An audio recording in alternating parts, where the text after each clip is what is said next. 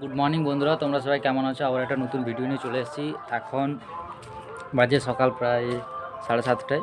আমি জাস্ট এই বাড়িতে পৌঁছালাম, মানে এই জাস্ট বাড়িতে পৌঁছেছি। বুঝতে পারছো না বাড়ির মানে কীভাবে যে আমি স্টেশন থেকে আমার বাড়ির ডিস্ট্যান্স ম্যাক্সিমাম 9 কিলোমিটার।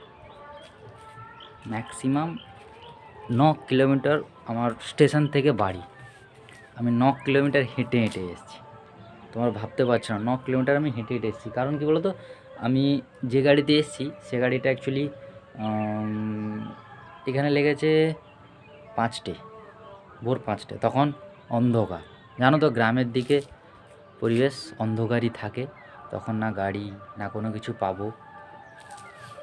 হেঁটে হেঁটে এসেছি, কী করবো, জানি যে পাবোই না। আর তখন কোনো বাইকে যদি আমি লিফটও চাই, কোনো বাইক আমাকে লিফট দেবে না, আমি তো জানি। তো ফাইনালি সবাইকে আমার ভিডিওটা দেখার অনুরোধ করছি, সবাই শেষ পর্যন্ত দেখো প্লিজ। সবাই সাবস্ক্রাইব করে দিও।